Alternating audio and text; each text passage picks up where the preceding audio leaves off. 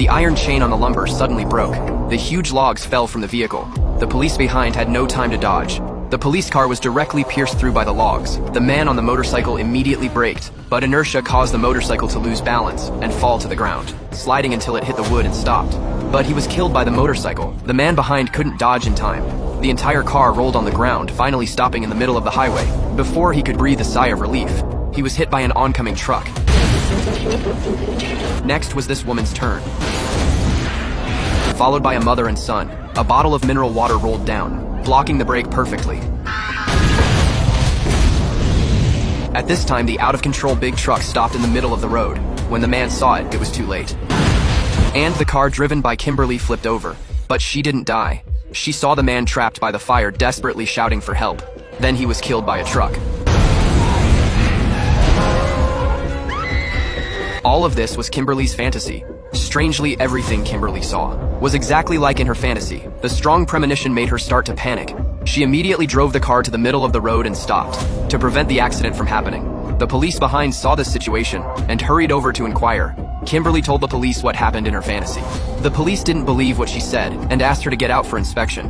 When Kimberly got out of the car, she saw the truck loaded with lumber passing by. That's it!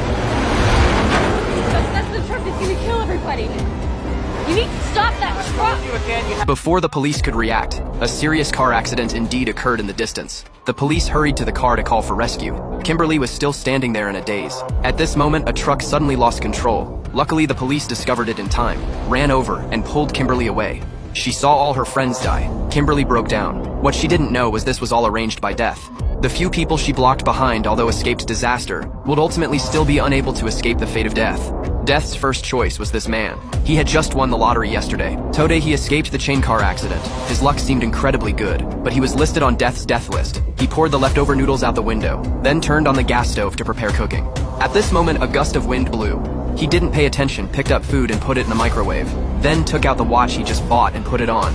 When he was admiring the diamond ring, the microwave suddenly made a loud noise. He was startled. The ring accidentally fell into the drain. He reached his hand into the drain. Unexpectedly, his hand got stuck inside and couldn't come out. At this time, the microwave made noise again. The food in the frying pan burned and caught fire. The more nervous the man got, the more his hand couldn't come out. He picked up a towel, trying to put out the fire. Unexpectedly, the frying pan was knocked over and fell to the ground. The fire quickly spread. At the critical moment, the man pulled his hand out forcefully. His first thought was to escape, but the windows all fell down mysteriously. No matter how hard he tried, he couldn't open them. The man picked up a chair and smashed the glass, then escaped through the window. Just as he climbed out, the house exploded.